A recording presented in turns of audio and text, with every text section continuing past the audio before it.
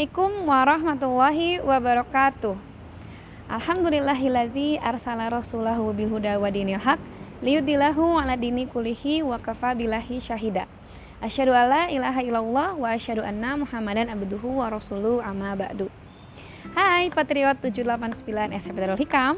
Kembali lagi dalam Daily Tausiah bulan Ramadan di SMP Darul Hikam bersama dengan Ibu Zihni. Kali ini kita akan membahas terkait dengan apa saja sih amalan-amalan yang bisa dilaksanakan oleh para wanita yang sedang mengalami menstruasi. Nah, menstruasi itu sendiri adalah proses peluruhan dinding rahim yang diakibatkan adanya perubahan hormon pada tubuh seorang wanita. Proses ini biasanya berlangsung selama 7-15 hari. Dalam prosesnya, biasanya wanita merasakan sakit yang luar biasa pada bagian perut, kemudian punggung, dan juga paha.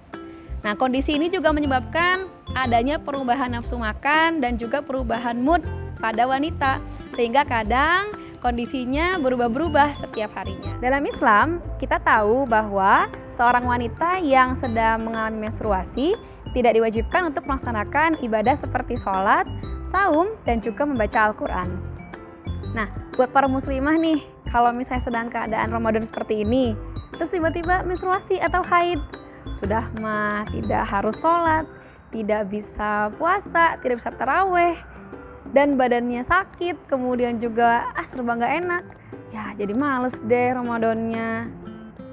Tapi tenang, ternyata ada banyak sekali amalan-amalan yang bisa dilaksanakan meskipun sedang dalam keadaan menstruasi. Dan amalan-amalan ini tidak kalah luar biasa pahalanya. Amalan yang pertama adalah berzikir dan berdoa kepada Allah.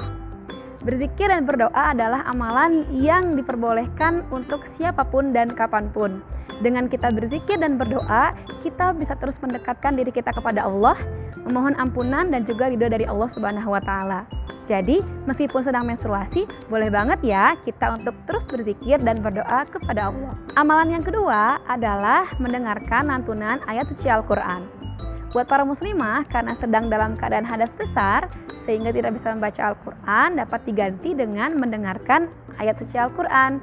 Bagaimana caranya? Bisa dengan menggunakan handphone kita atau mendengar dari beberapa platform yang menyediakan ayat suci Al-Quran, dan bisa juga mendengarkan teman-teman kita yang sedang bertilawah. Tentu saja ini dapat terus meningkatkan kecintaan kita kepada Al-Quran meskipun dalam keadaan haid. Berikutnya, amalan yang ketiga adalah bersedekah. Nah, buat para muslimah, meskipun sedang menstruasi, jangan menghalangi kita untuk terus bersedekah ya. Karena sedekah ini adalah amalan yang sangat mudah, tapi pahalanya luar biasa. Jadi, tunggu apa lagi? Yuk sama-sama kita bersedekah di bulan Ramadan. Selanjutnya, amalan yang keempat adalah mendengarkan tausiah. Nah, buat para muslimah, jangan mager nih, meskipun lagi haid, kita tetap bisa menuntut ilmu dan mendapatkan amalan yang luar biasa.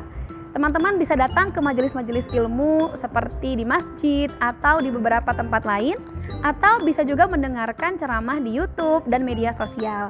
Yuk sama-sama menuntut ilmu supaya Ramadan kita semakin luar biasa. Amalan yang kelima adalah bersilaturahmi.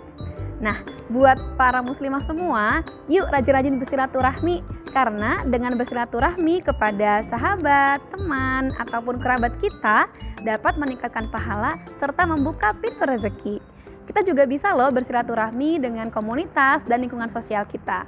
Jadi meskipun dalam keadaan haid, kita tetap bisa bersilaturahmi ya.